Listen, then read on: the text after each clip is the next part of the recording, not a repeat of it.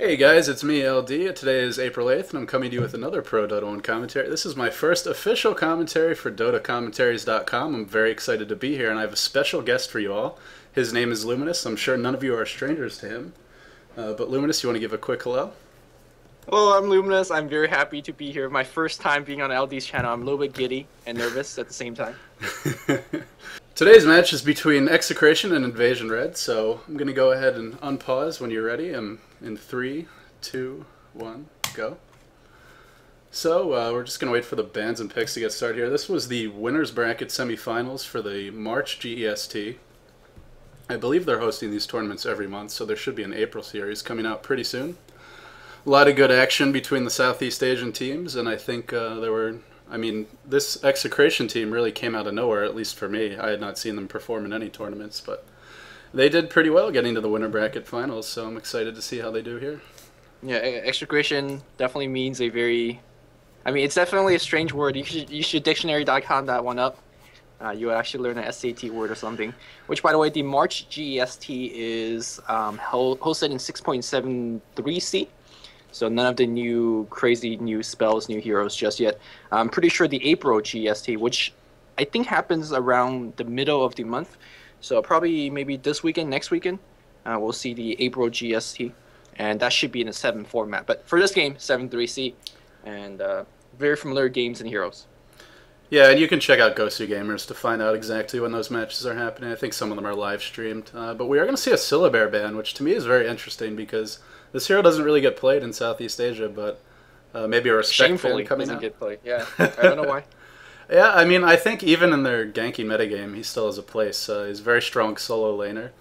And a lot of teams like to send a hero like Queen of Pain or Batrider up into that top lane. At least I've seen a few games where that's happened. And Slardar can definitely hold his own against those heroes, so... Yeah, I'm a little bit surprised why he is not picked as often. As you talked about, a lot of the Pinoy teams don't really consider him as a hero. But he's actually quite a difficult beast to gang down once he hits level 6. His bear could entangle, he could call back the bear when necessary. But more importantly, he has like 1 billion HP to work with, so...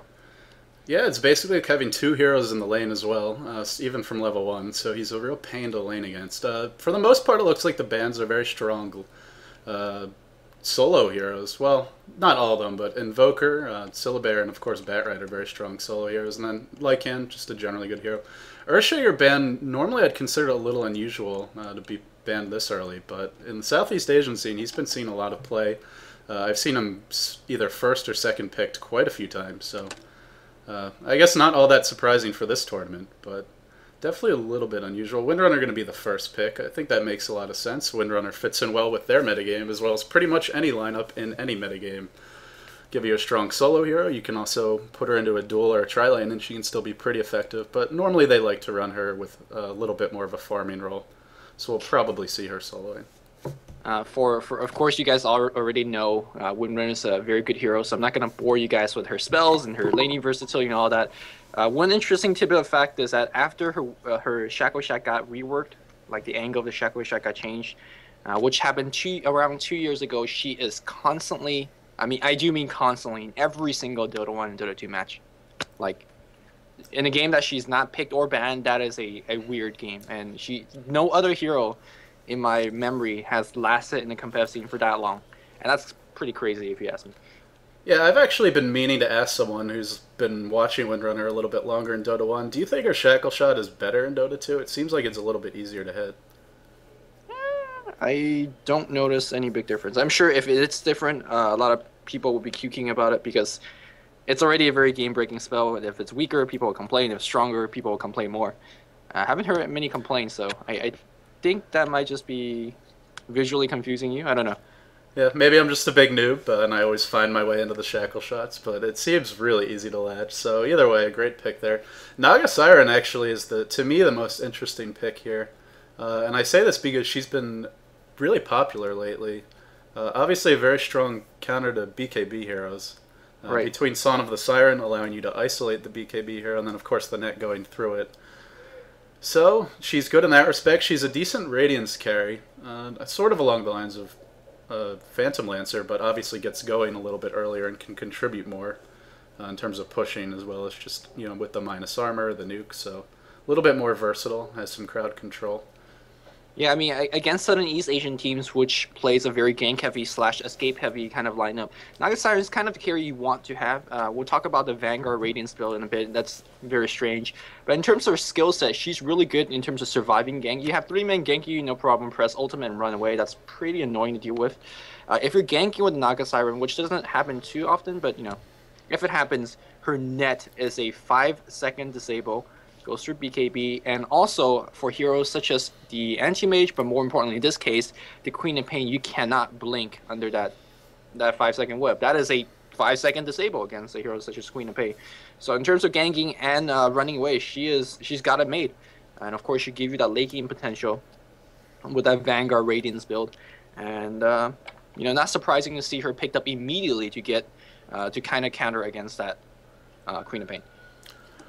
So we are going to see the Shadow Demon as well as the Slardar coming out for the Scourge, which is obviously a very strong 1-2 punch. You can start off with Disruption, and then Slardar walks up and does a Slytherin Crush. So I would expect to see those two laning together, and they may do a tri-lane, maybe have a roaming hero.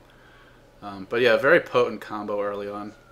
Queen of Pain, I mean, this hero, I'm surprised it doesn't get banned, honestly. She's just so good in their playstyle. Very strong chaser, good team fight. Can run heroes down pretty effectively. Of course, very difficult to kill. Now, Crystal Maiden and Naga Siren, decent counters to her because they have the ability to hold her in place for a long period of time. And we're going to see, looks like an Anti-Mage ban. That's pretty strange to me, to be honest. Yeah. They already have a Naga. I can't imagine the team running a Naga and an Anti-Mage. Maybe support Naga Siren, but... Yeah, double semi-carry strats have been rearing its ugly head sometimes, but that's not what I expected Execration to pick here, but, you know, you never know.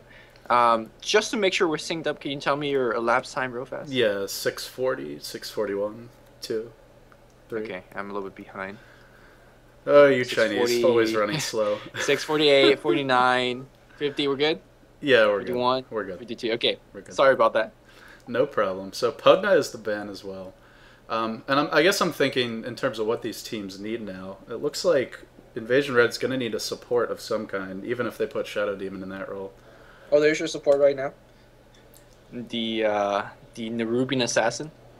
And it's no, interesting to pick into that after they already have a Slardar. But it could be a decent hero. I wonder if they're going to run him as a ganker or... No, they're definitely running him as a support. Of the many times I've seen Southern East Asian team play the Nerubian Assassins, always support. You actually go debug at level 1, the Earnest Swarm. I mean, at level 1 you get to shoot out 3 bugs. That's 6 seconds of disable, 6 seconds of stun. So suddenly you have 2 very reliable ganking tool against Queen of Pain. Generally she's a very ungankable hero. Actually 3 now, considering the Crystal Maiden does have Free Spike, which will prevent her to blink for quite a bit of time, like you mentioned earlier. So this Queen of Pain, I mean, they're picking a lot of heroes just for her. And also, of course, we do have that Impale to work with. We do have Vendetta. But I'm pretty sure they're picking him just for the Earnest Swarm. And I think it's going to work out fine here.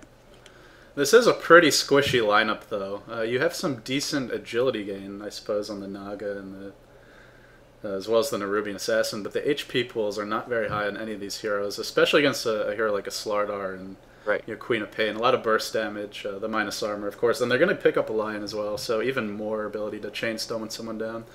I think we're going to see a support Lion, which not sure how well that's going to work, just because he always seems to struggle if he doesn't get early levels. So maybe they'll pick a jungler, although none of these teams seem to like junglers, but you could see him with like a Chen or an Enchantress, or more likely, I don't know. I can't see them running him solo. I guess they could put him mid. Yeah, they can put him in. Against Templar Assassin... Templar is going to have some trouble, though. Yeah, definitely. So that refraction is just so good against any hero without DOT, and which is, if you look at the Scourge squad, they don't really have any DOT, unless you count Shadow Poison, which... I actually wouldn't mind that Axe pick. I've seen Axe... I cast a game where Axe went solo mid right? Against Templar Assassin, and actually worked out really well. Battle Hunger, very strong counter to Templar's refraction. It's going to be a Broodmother, so I suppose that's how the Lion will get his levels, probably jungling with the spider lanes. I'm going to introduce the Invasion Red players real quick. So we have Shen handling the Lion, going to be playing support. He's already bought the Courier. Ohi on the Broodmother. All 5 heroes heading bottom. FC going to be on the Slardar, picks up a stout shield.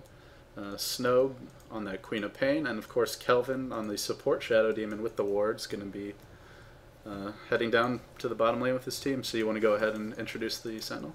Yeah, meanwhile on the other side here we have Gonat playing the Templar Assassin. Kabute? I'm so tempted to call him that Pokemon name. Playing the Crystal Maiden here. Like playing the Nerubian Assassin. Biho playing the Naga Siren. And we have Doc, our very own commentator, playing the Windrunner. Didn't know he was that good. If it's actually Doc, then I expect to see him talking crap in all chat the entire game and just flaming everyone. I've only played a few games with Doc, but he definitely likes to run his mouth. So if this is the real Doc, we'll find out soon enough. Oh man, Doc, mad good. So they said 5 heroes bottom, and they don't place any wards. Kind of curious. Okay, they do finally place one defensive ward on the ramp here. Interesting that they didn't. Interesting to send all 5 bottom and not place really any wards, but maybe looking to get a first blood. Yep. Not going to find it. Looks like we're going to see a pretty standard pull ward coming out for the Sentinel, so trying to prevent the trilane for the Scourge from getting farmed. Yeah, so we are going to see a trilane versus trilane situation. The Nerubian Assassin is going to place the support. Both supports going to see each other, placing the wards, and we're going to have a quite aggressive trilane top. Scourge might not be trilaning. Looks like they're going to do a 2-on-2 here. Slardar picks up a haste. Looks like he's going to try and do something mid. Guess he's dual laning with the Lion. Okay, that makes sense. Support Lion mid. Actually, this is going to work out very nicely. That is going to ensure the line to grab basically every single rune, or at least deny the rune going towards the Templar Assassin. It also makes the mid lane a little bit more difficult gank because you're suddenly looking at dual stun here, and there's Impale going on the mid lane. They're able to do a little bit of damage to the Templar Assassin. She doesn't care too much considering that she also has a very smart Magic Wand pickup. Between Magic Wand, Tangles, and Refraction, so she's going to be able to lane control very nicely in the mid lane. Yeah, at the same time, having that ranged auto attacker there is going to make the refraction a lot less effective. So, you know, even just getting in those auto attacks, it will prevent the Templar Assassin from being as aggressive. It's also going to slow down that bottle, and normally Phase Boots is the item of choice on her. Which, of course, once she gets the Phase Boots in level 6, she can chase anyone down, even heroes that have Blink. So that's a pretty decent way to counter her. If she gets off to a slow start, definitely not as effective. Templar Assassin, very snowball-oriented hero. Really wants to be having the level advantage on you, as most of her skills are designed to have that advantage. So this top lane, Nerubian going to be harassing a lot with the bugs, it looks like. Really making life difficult for the Queen of Pain. They can make a go on her. No, the bugs just zoning her out. They really can't do anything top. Yeah, the bugs are just being micro absolutely constantly. Like, he's unburring them again. He's playing ladder with these bugs, and yeah, he's constantly mind growing them, and that basically means that Queen of Pain actually can't get in lane, because between the net and the Nova and that 4-second silence between the 2 bugs, they could very easily get a kill on Queen of Pain, and yeah, she's just tower hugging. This is kind of like some StarCraft 2 Banelings or something. Like, you just can't walk near them or else they're going to blow you up. Yep. And of course, there's no detection. Or detection is a lot more expensive in Dota than it is in StarCraft, so... And looks like we are going to have a silenced defensive stun. Ooh, Queen of Pain going to go down here. Looks like we're going to see our first blood. It is going to come out. So very nicely done. The trilane just a little bit too powerful there. And like you said, the power of those bugs, even from a very early level. Seen it all, NA trilane. And of course, Naga hey, is it going works, with man. Don't knock man. it. Naga going for the Riptide plus the net. I don't think she's going to pick her image anytime soon, but that's just fine. Riptide does so much DPS in the early game, especially when you have 2 support heroes, you know, welling with physical damage on as well. The minus armor are very helpful in that aspect. It looks like the Templar is actually farming pretty decently mid, which of course she does have that plus damage from refraction, so even if she's not getting the defensive benefits, it helps her to last hit and harass a little bit. And of course we're going to be seeing her bottle Crow, so... That's one way to stay alive in this middle lane, but I think once they get enough levels, they might be able to do something to her. If she's not able to keep refraction up, then they can make a go with those chain stuns. Yep, I really like what the Scourge is doing on the mid lane. They got a bottle. I do believe that's Slardar's bottle, actually. He used all the charges, handed off to the line. Line is going to smoke to get a rune on the bot.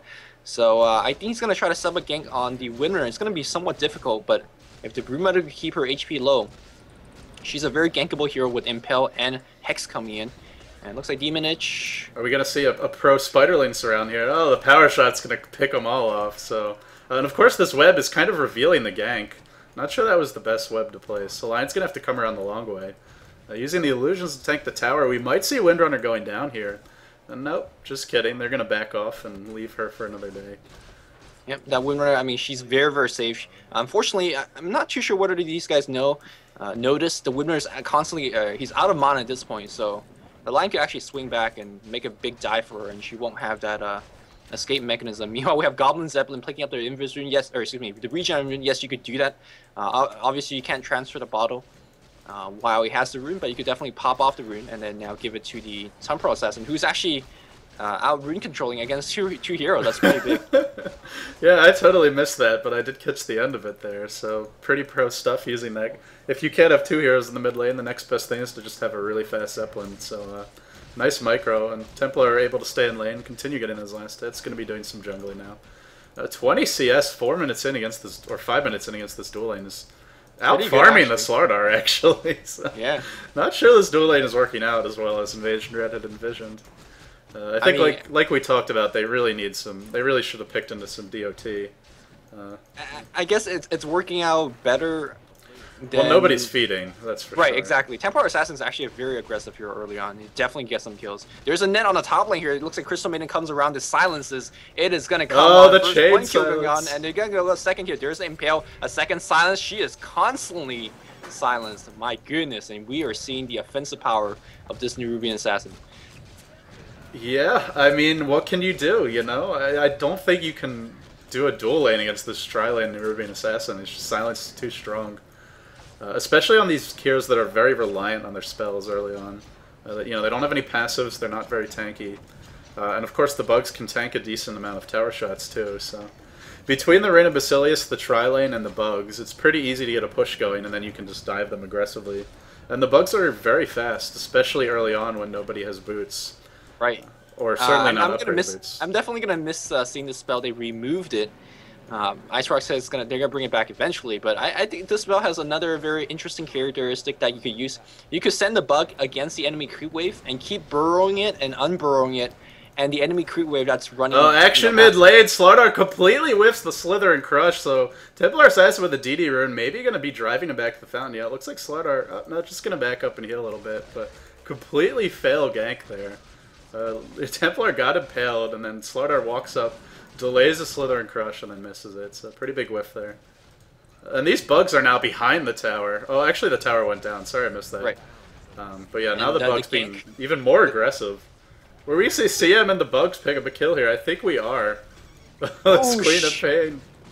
Oh, wow, able to blink out. I think you're a little bit ahead of me. Is that possible? Yeah, probably. That was a very, very close blink. She magic wand up just on the last hit. And again, making sure we're synced up. I am at 39:40 on the elapsed time. So actually, we're good. You might just be like a split second ahead of me, but I think it's fine. Earlier, I was talking about how the bugs could be used as a pushing tool as well. I think Queen of Pain is about to feed the neutrals. But yeah, you could use the bugs to push, and basically what you do with that is you keep burrowing and unburrowing it, and the creep wave that's running towards your bug, they will just freak out. They want to hit for a second, they try to run for the next second, and then you unburrow it and they try to hit again. I've definitely seen, like, you know, they get a kill under the tower and then they send a bug ahead and the enemy creep wave would never come. It's actually pretty cheesy. Yeah, this is one of those things that I'm wondering. I mean, obviously Nerubian got remade, but Ice Frog has said he's going to use that skill on another hero at some point, so I am curious to see if, you know, the AI works the same way with those bugs, or if it's going to be able to handle it a little bit better. In Dota 1, there's definitely some quirks like that. Also things like fissure blocking, you can really freak out the creeps and have them do crazy things. Not as effective in Dota 2. So, yep. In any case, nice use there of the mechanics, or perhaps abuse, you decide. I mean, a very easy way to fix it to just add a quick fade time on those burrow, and then, you know, the creeps will actually do some damage. But hey, that's another discussion for another day. Here comes the mid engagement. Looks like we're just going to see another pushing Crystal Maiden, just driving everyone off this mid lane. What is Lion doing anyway? He's walking back to base here. Just finally picked up his boots. No, I don't think no boots on the Lion yet. This Lion is starving right now. He is very poor. That Lion try to support the mid lane is just not really working out. And unfortunately, the face boot is already up on the Templar Assassin, despite again having dual lane against him. So with this tower going down, it's really now we're seeing that some of that burrow and burrow action and mid lane, the creep wave are just freaking out. And yeah. Yeah, and of course the bugs do regen as well when they're burrowed, so Yep. you know, just another annoying thing. They'll be back at full health, ready to do it all over again in just a second. Looks like the Scourge are going to try to respond by pushing this bottom lane. They should probably be able to get this tower, although the rotation is coming in, and the push is not happening all that fast. Glyph is popped. Looks like they're going to retreat, which is definitely the wise decision here. I'm actually going to do a quick farm check. Templar Assassin up to 48 creeps, 9 minutes, 2v1 mid. That's pretty impressive. 43 on the Naga, 33 on the Windrunner, 29 on the Slardar, and 31 on the Broodmother. So Scourge not only getting outpushed, also getting outfarmed. And of course losing in the kills department as well, so they're losing pretty much every category I can think of. But maybe they'll be able to make a comeback here in the mid-game. My main concern for them right now is this Queen of Pain is completely useless. She's level 5, she's got 19 creeps, and this is 9 minutes in. She has absolutely nothing. Meanwhile, Naga, with a completed Vanguard already, pretty much impossible to even harass in this lane. Yeah, the difficulty for a lowly level Queen of Pain is if the level difference is very high, you can't really kill any hero. I guess the hero that she could go for is like Queen of Pain, but I mean, excuse me, the Crystal Maiden. But even so, Crystal Maiden's got a lot of level and does a lot of HP to work with. So it's going to be very, very difficult. And Lion, by the way, in the mid lane, don't even have Breach yet. Yeah, he's still trying to farm. Maybe should be asking Crystal Maiden for a loan. Although I'm not sure how responsive she'll be to that. But I have to say, really impressive play by this Windrunner. Doc doing a great job. It's never easy to lane against a Brood, even if you're a hero like Windrunner, who's pretty decent versus Brood. Did a great job of holding his tower, even when Lion came to gank, never really got phased. And I would say that was the one lane they were going to have a lot of trouble winning. Of course, Templar did a good job too, but now that they've gotten that first tower, Windrunner having a tougher start, not really going to matter. The tower gold going to be very helpful for these heroes that have more difficult lanes, as well as the supports. So overall, I think things are looking great. Slardar's not in any position to threaten anyone. Looks like he'll be having his Vitality booster soon if he wants to go that route. I don't think he can really afford to rush a Blink Dagger just because he's going to be too squishy against all these bursty heroes. I'm not sure if you're watching the bot gang there. We saw a lot of good uses. There's Shackle Shot, the bugs. Fortunately, Broodmother just simply too fast, and she made out there. But the push continues because Windrunner and the Crystal Maiden and the NA, they're just focusing on this bot tower, constantly taking some damage. Queen of Pain gotta be very careful. She's very killable. A single Shackle Shot will set up the bugs for him to run in, the Frostbite, and everything else. And yeah, she is very, very killable. So we're seeing the Broodmother, we're seeing the Queen of Pain, normally very good survivors, being hammered down, and it's all thanks to that Nerubian assassin, believe it or not. This is, but we are going to see bot tower go down here. This is something I've noticed in a lot of Southeast Asian games is they generally, I've seen Mineski in particular really favors this. They love to do these split pushes and always have at least one hero farming every lane, especially at this stage of the game. And right now we see that exactly that happening. Naga Siren farming it up top. Templar was very aggressively farming mid, although she had to back off a little bit since that tower went down bot. And the Scourge rotated. And then of course we had Windrunner.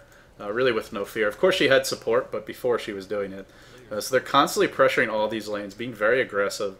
And it makes it difficult for a team that doesn't have the levels or the farm to counter them. They can't really get off good ganks, so they can't stop the farm. And they're constantly running around trying to defend these towers. There's like 5,000 holes in the dike, and there's only a few fingers to plug them up. So it's not looking... They're on the back foot now, that's for sure. And when you're dealing with such momentum-based hero, it is hard to make a comeback because of the fact that Scourge is constantly forced to defend multiple lanes. That gave Templar Assassin free farm. The mid lane was very much open. Not that she needed the lane to be open to actually get farm, because you know she got a lot of farm despite against the dual lane. Now she has faced with Blink Dagger, a bottle in just 12 minutes, and she could actually look for ganks if you want to. She could put pressure on the mid lane if you want to. Anyone that comes to defend, gotta be watching out because again, she could kill very easily at this point. Yeah, you know your team has the advantage when you're going into the tower with two enemy heroes there. The bug's doing work. Templar Assassin picks up one kill. Slardar is going to come in. He really can't kill anyone though. In fact, he might get turned around on. He's going to get impaled. Should be able to back off here. Shadow Demon might be the target of choice. Looks like he's about to go down. Nice chain stun coming out from the Scourge. They are going to be able to clean up that Templar Assassin. Looks like the fight's going to go the other way. Slardar Sprint should be wearing off shortly. In fact, he might go down here too. Here comes the winner. Are we gonna Shackle Shot is going to hit. Another Shackle Shot. Power Shot to follow. Looks like that Slardar is going to go down. Kind of a fail impale. Oh, he does actually cancel it and then land it properly. The power shot to clean that up, so... Well, it looked like a decent fight for the Scourge. I actually imagined to kill the Templar. Went very wrong. Yeah, I'm surprised that the Queen of Pain was so relentless with that Sonic Wave, because you don't want that Sonic Wave to be blocked by a single charge of the Refraction. That would be very embarrassing, but I guess she was counting the Refraction. In either case, dropped the ultimate, got a kill, and that was a big kill. Also, in that engagement, if you saw how low the Crystal Maiden is, if the game was a little bit more, a little bit different, where the Crystal Maiden died a little bit earlier, was not able to hit level 7, that fight would have been completely different. She would have definitely died there, and the team fight would have might actually swung the other way. So we're just seeing the, I guess the result of an early game now kind of slowing downhill, and it's going to be very difficult for Scourge to come back. And Lunaya going on the offensive again, although there's no heroes there, so trying to gank these spider lanes, I guess, not going to be too effective. Windrunner going to be running into Shadow Demon, gets disrupted, and Pale should be following. Purge comes out, that's going to remove the haste rune. That's a dead Windrunner. So huge over-aggression. She's going to pay for that with her life. Not the biggest deal, but definitely. That was a very, very important smoke gang, allowing Doc to free farm as he kind of was, and is getting to some big item, slowing him down a little bit, preventing that mech from purchase so early was pretty key. You know, I just want to mention, I never actually thought about this, but Templar seems to be a pretty good counter to Spider, especially if she gets off to a good start, because these Brood lanes are just not able to survive in the lane. Just a couple of refractions, of course with that Sonic Blade, just melts them. I actually thought differently, because I thought, hey, you have so many different sources of damage, they will be a pretty good counter to refraction. I guess it depends. They both counter each other, I guess, is a good way to think about it. But yeah. Whoever gets the early advantage is probably going to win that battle. And of course, Templar with a massive advantage. Going balls deep here on the Broodmother. Broodmother going to be forced to back off. I don't think she's going to die. Actually, Crystal Maiden shows up, drops a nice nuke. Looks like Frostbite to follow. Probably a dead Lion. Another TP coming in. This might be the death of the Templar, though. Refraction should be coming off cooldown shortly.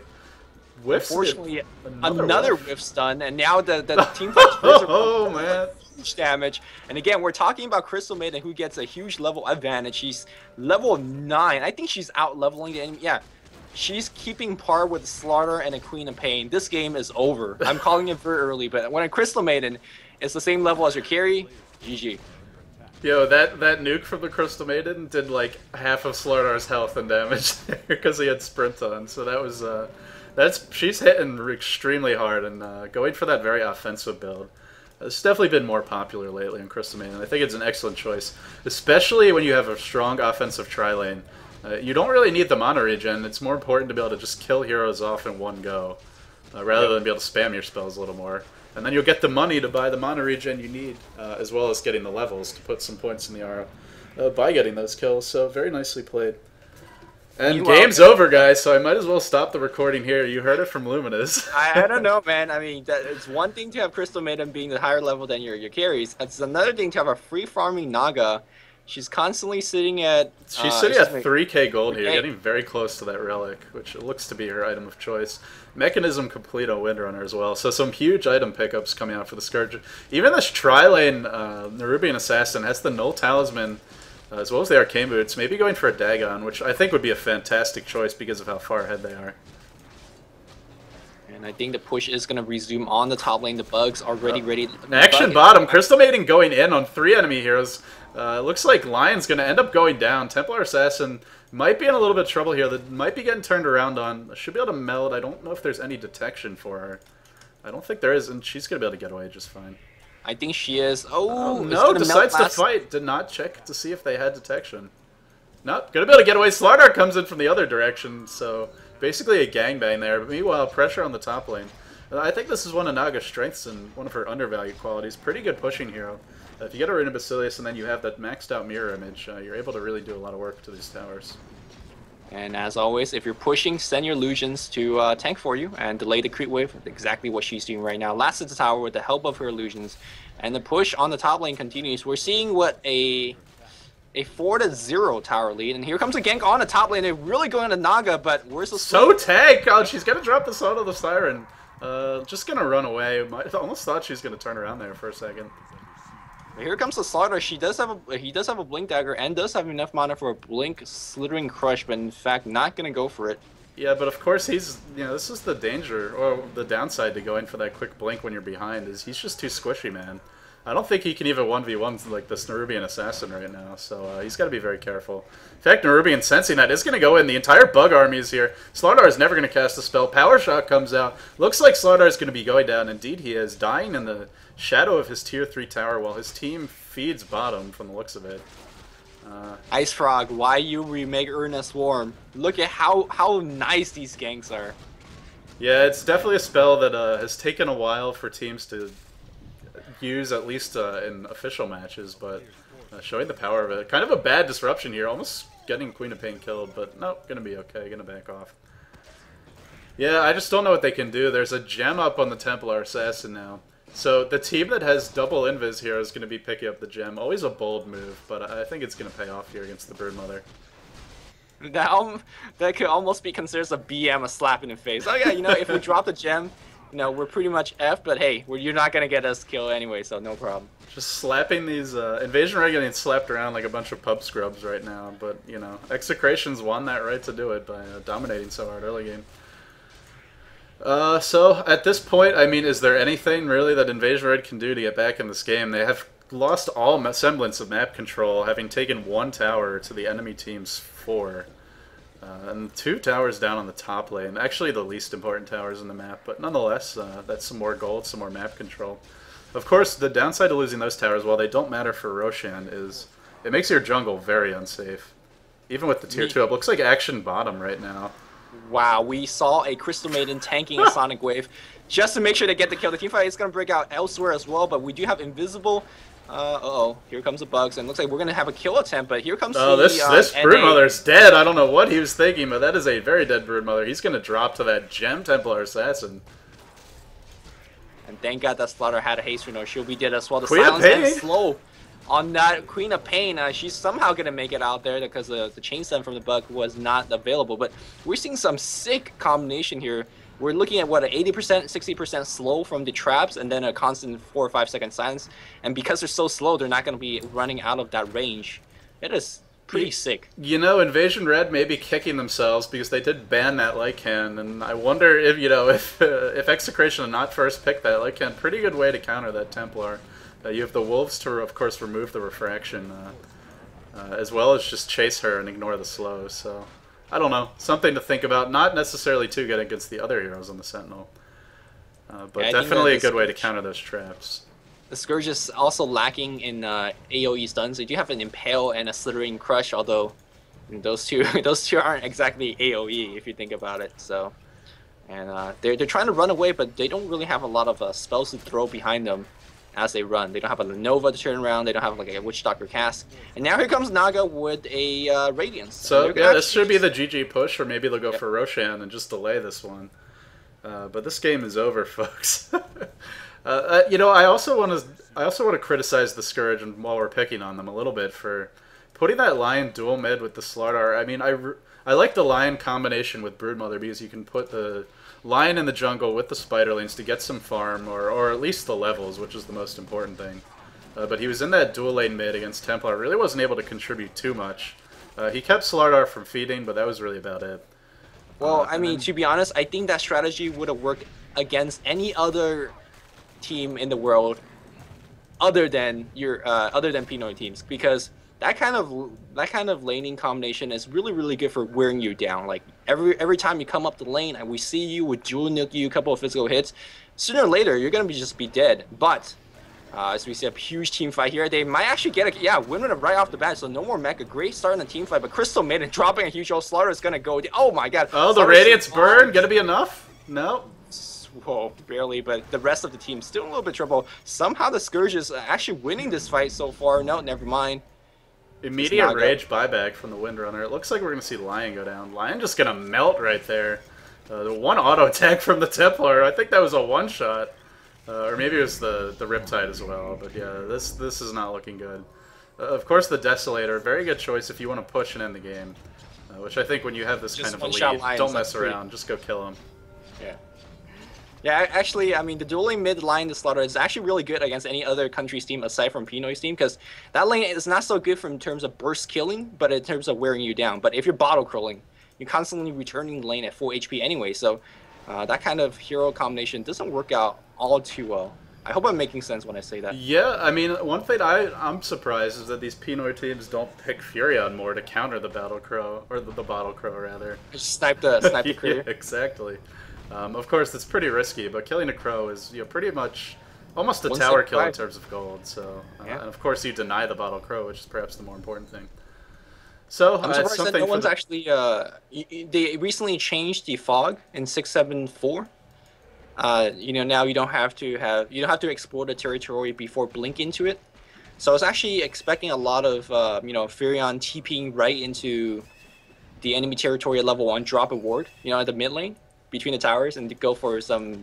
Yeah, that's some next level strats, actually. Yeah, I mean, hey. Especially for it's gonna be a walking courier. You're gonna have plenty of time to kill it. Exactly. You heard it here from DotaCommentary.com first, If only Luminous's play was as good as his ideas, be #1 in the world. But yo, man, if some pro team let me captain, they'd be Navi. Looks like Windrunner going to be feeding it up top. I did catch that, just a bunch of stuns coming out, but she unfortunately cannot rage buyback, or she certainly. Hey man, was that like an inadvertent troll? He's not even a troll. That was an inadvertent trash talk. What the hell, man? I just caught on 20 seconds later. See, I figure I'll throw you under the bus and see how long you enjoy having it roll over you before you realize what's happening.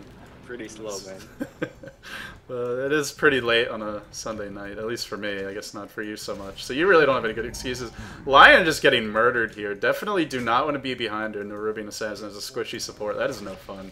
So we're going to see Queen of Pain getting netted, not able to blink, going to go down. Crystal Maiden with a huge ultimate to clean that up. Shadow Demon being completely worthless. I feel like this hero never accomplishes anything in a support role, at least when I've watched him in pro games. Maybe that's just bad luck for Shadow Demon, but he seems like a very strong hero on paper, but whenever the actual fights break out, it just doesn't seem to do too much. Yeah, I've not actually seen a Shadow Demon that does well, and this is actually including Dota 1 and Dota 2 games. I mean, even if he gets off at the early game, get a couple ganks and get some levels, he still kind of falters at the mid. So I don't think he's a hero that's worth all the hype, to be honest. You know what I was thinking, actually? Why don't they put Shadow Demon mid? He could get poison pretty early on. That's a decent counter to Refraction. That's how the Chinese played him for a bit, and then I don't know why teams starting to put him as a support.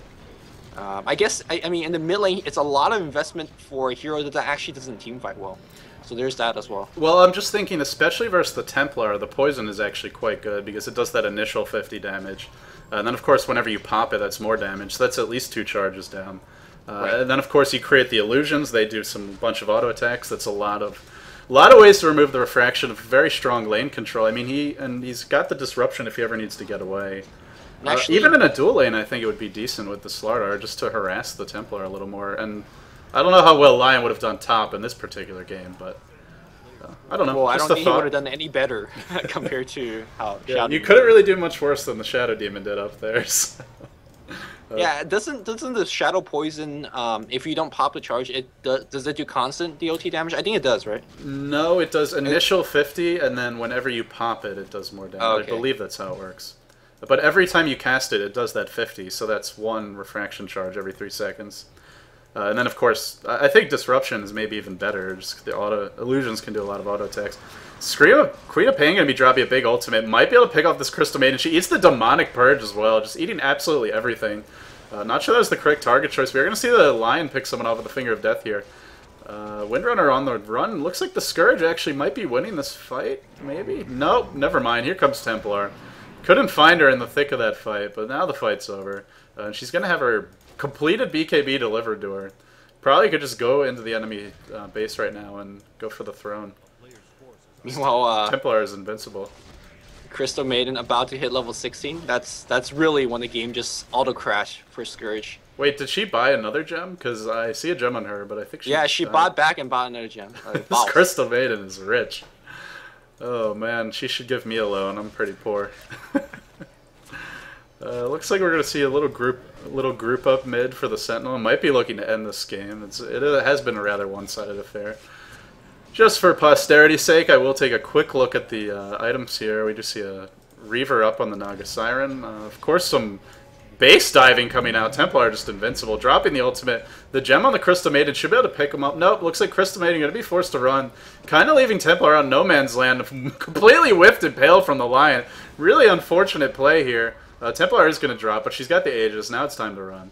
as you definitely will not be Aegis. killing her twice. I mean, she's gonna go right in. Blink's coming off cooldown. She could actually go for no. She's gonna go pussy out. That's fine. In any case, it shouldn't matter. They got the kills. Although Scourge is so underleveled, Shadow Demon going to be up in 10 seconds here, no problem. So one of the benefits to feeding is you get to come back and feed a little bit more frequently. Because Templar Assassin definitely two-shots that Shadow Demon at this point now. I think he might one-shot him. It's close. I mean, he almost one-shot the Lion. And Shadow Demon's... Actually, he's a little bit more tank, but... I say tank, he's still got 3-digit HP 30 minutes into the game. That's never a place you want to be. Crystal Maiden, meanwhile, doesn't have 3-digit HP, has a VIP booster and strength shreds and earn and a point booster. Balls, 1600 HP. Going for the Bloodstone, that's a pretty interesting pick. Obviously doesn't matter at this point. Neck coming down on Slardar. And perhaps this was why the Naga was picked. I can't remember if Slardar came first or not, but he is a very common BKB character. Oh man, that Lion just so dead to Templar. It looked like he's been on TP out, and then out comes the auto attack. Okay, bye. So some interesting GG language phrasing from Invasion Red, but they realize it's over. Execration laughing hysterically at them.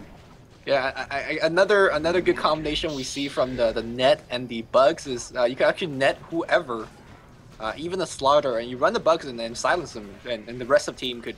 You know, normally you can't actually go in because the Slithering Crush. You don't want to run next to Slardar in an average game, but this is no average game.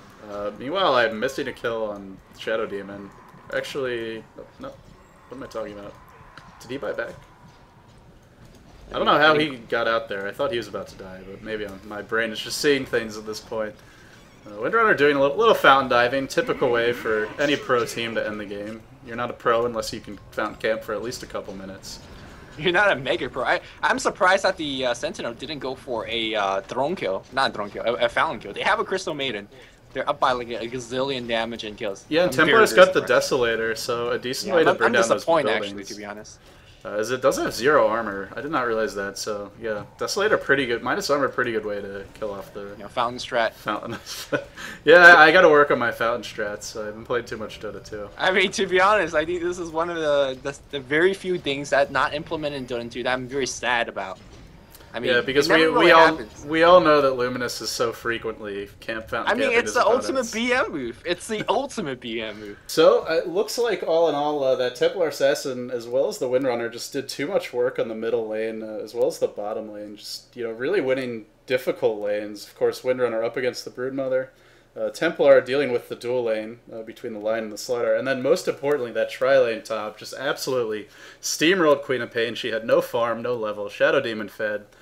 Got his boots extremely late. Lion got his boots at like 10 minutes in. So from there, it's just a matter of keeping that snowball running down the hill. And the Sentinel capitalizing on that early lead with a lot of momentum-based heroes, as we talked about, were able to come out with the win in the end. So I think that's my post-game analysis. Do you have anything you want to add? One phrase, Arena Swarm too good. Yeah, I can't wait to see Luminous show off his Arena Swarm skills once that is added back into Dota as my neighbors... 2016. as my neighbors are screaming loudly outside. So I guess that's going to do it, guys. I just wanted to mention that if you haven't already, you should definitely check out DotaCommentaries.com. You can find more casts from not only myself and Luminous, but other members of the staff like B-Balling and Doc and Nebula as well. So definitely come check us out. We also do some other content. Luminous, you've been doing a podcast series, I believe. What is that called? Yeah. It's under the works. Hopefully we start posting it soon. It's actually very exciting. Yeah, it's called Trilane Mid, so if you haven't checked that out, I definitely recommend it. They are even graced by Wagamama, and they usually pick his brain, so always good to get the insight of a pro team's captain there. Aside from that, we like to do some interviews. There was recently an interview with Tuan, so I think that's going to do it for plugging the site, but if you haven't checked it out, guys, you're missing out. Please go do that. And support your fellow neighborhood casters. So that's it for me, guys, and thanks again for joining me, Luminous. This is going to be